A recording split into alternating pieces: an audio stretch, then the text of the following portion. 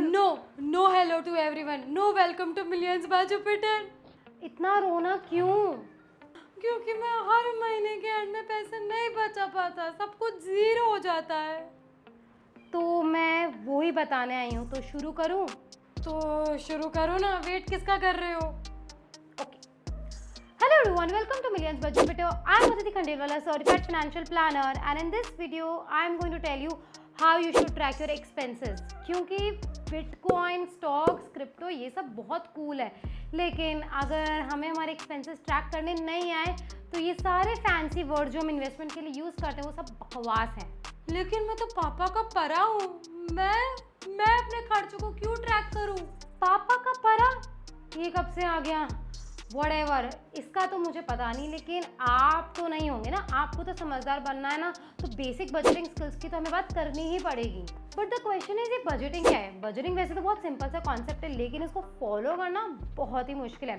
Budgeting ये कहता है कि लेट्स से अगर आप हर महीने 50,000 रुपये कमाते हैं तो आपको बस ये डिसाइड करना है कि आपको उस महीने किधर और कहाँ खर्च करना और उस पर टिके भी रहना है। तो जब भी हम बजटिंग की शुरुआत करते तो उसका सबसे पहले स्टेप होता है कैटेगराइज योर एक्सपेंसेस।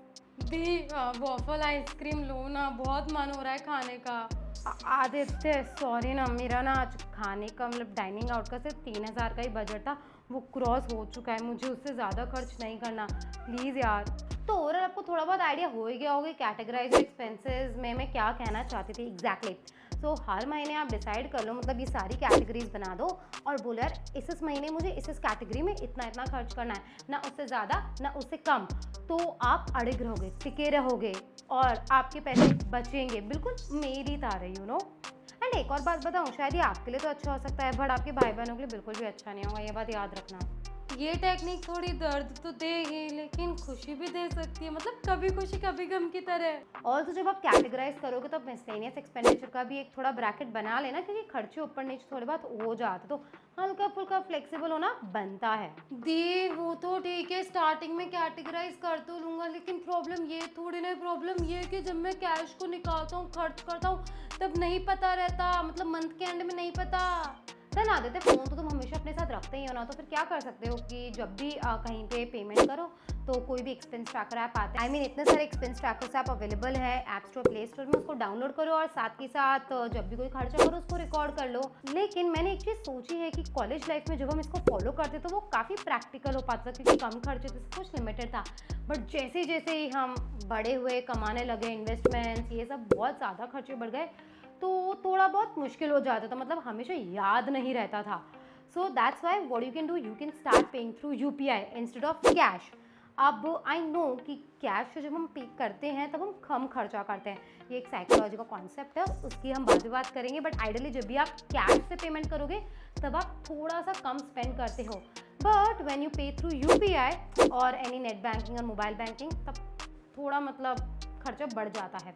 बट अगर आप ऑलरेडी कैटेगराइज कर चुके हैं अपने एक्सपेंसेस को एंड अड़िग हो कि ज़्यादा खर्चा नहीं करना, then UPI is a good option. अब इससे क्या होगा, अगर आप हर दिन रिकॉर्ड भी नहीं कर पाए तो 10 दिन बाद या फिर 15 दिन बाद या फिर महीने में एक बार आप उन खर्चों को देख सकते हैं और समझ सकते हैं, उसको एनालाइज कर सकते हैं और आपको पता चल जाएगा कि आप कहाँ गलत जा रहे हो और कहाँ नहीं जा रहे। अब बैठ तो गए आप उन खर्चों के साथ, लेकिन आप उसे रिकॉर्ड कहाँ करें, कैसे करें, उसकी बात कर रहे हैं।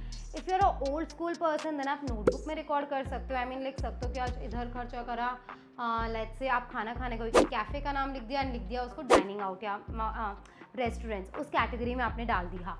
वैसे ही ये आप नोटबुक पे करना चाहो तो कर सकते हो, but if you not comfortable with that then Google sheet एक ऑप्शन होता है। गूगल शीट में आपको एक बजटिंग टेम्पलेट मिलता है, वहाँ पे जाके भी आप चाहो तो रिकॉर्ड कर सकते हैं। ऑल्सो बहुत सारे बजटिंग ऐप्स भी होते हैं, आप वहाँ पे जाके भी रिकॉर्ड कर सकते हो, उसके बाद में तो आपको पता चलेगा कि किधर किधर मेरा खर्चा हुआ है। लास्टली अगर आपको ये सब काम भी बहुत भारी सा लग रहा है then we have our Jupiter bank, उसमें अगर आप UPI के थ्रू पेमेंट करते हैं देन आप ऑटोमेटिकली इमीडिएटली अपने एक्सपेंसेस को कैटेगराइज कर सकते हैं। शायद मैं ना इसको थोड़े से अच्छे से समझा सकता हूँ। तो मान लो मैं ना रेस्टोरेंट गया खाना वाना खाने, फिर मैंने UPI से पेमेंट किया और फिर ऑटोमेटिकली इमीडिएटली अर्जेंटली उसने पूछा इसको किस कैटेगरी में डालो और मैंने स्टार्टिंग में उन खर्चों को उस कैटेगरी में डाल दिया। तो इस वजह से मुझे ये पता रहेगा कि मेरा हर महीने किधर और कहाँ खर्च हो रहा है। क्या ये सच है? बट मुझे लगता है मेरी प्रॉब्लम ये भी नहीं है। मेरे पास 10-12 बैंक अकाउंट है, अब किधर से किधर किधर खर्चा होता है, बहुत कंफ्यूज हो जाता हूँ मैं तो। 10-12 बैंक अकाउंट, इतना कॉम्प्लिकेशन क्यों ला रहे हो ज़िंदगी में? क्या करो, जहाँ पे सैलरी रिसीव होती है सबसे पहले एक दूसरा बैंक अकाउंट बना लो जो इन्वेस्टमेंट के लिए है। तो इमीडिएटली जो भी आपका मनी डिडक्ट होगा इन्वेस्टमेंट के लिए उसको सेपरेट बैंक अकाउंट में शिफ्ट कर दो। तो इससे क्या होगा, वो बैंक अकाउंट सिर्फ इन्वेस्टमेंट के लिए होगा, वहीं से आपकी सिप उठेगी, जो भी होगा उससे ही करना। और जो भी खर्चे हैं नॉर्मल या जिसमें भी आप थोड़ी बहुत सेविंग्स रखते हो इमरजेंसी के लिए, कुछ भी किसी भी काम के लिए, तो आप उसको एक सेपरेट बैंक अकाउंट में रख लो, उसी से सब खर्चा करो। क्यों इतना झंझट पालना? गाइज आई नो कि एक्सपेंसेस को ट्रैक करना ऐसा लगता है यार ये बहुत ही लंबे टाइम का खेल है एंड हमेशा हमें इसमें कुछ ना कुछ चेंजेस लानी पड़ेगी, कितना डिफिकल्ट होगा। It sounds like that but इतना डिफिकल्ट नहीं है। थोड़ी सी कंसिस्टेंसी चाहिए, थोड़ा सा डिसिप्लिन बिहेवियर चाहिए एंड कुछ नहीं, थोड़ा सा आपको अपने माइंड को ट्रिक करना होगा, कुछ ऐसा एनवायरनमेंट बनाना होगा कि जिससे ऑटोमेटिकली आपके एक्सपेंसेस ट्रैक में आने लग जाएंगे। And now I am going to summarize all the steps, but before that एक इंपॉर्टेंट बात बतानी है, एक मिथ क्लियर करना है कि अगर आप अभी कम कमाते हैं तो आप ये ना सोचिए कि यार अभी तो क्या करूँ अपने एक्सपेंसेस को ट्रैक करके, उसको कैटेगराइज करके, एंड जब ज़्यादा कमाऊंगा तभी करूँगा। Please don't do like this, क्योंकि अगर आप अभी से ही शुरुआत करेंगे तो आने वाले टाइम में आपको बहुत मदद होगी। सबसे पहले हमने बात की decide your budget, like categorize your expenses, as in कि हमने हर महीने डिसाइड कर लिया कितना कहाँ खर्च करना है। Second one is use an expense tracker app to track your expenses. अगर वो भी आप नहीं कर पाते देन पे थ्रू UPI, तो एटलीस्ट आप महीने के एंड में देख सकते हैं।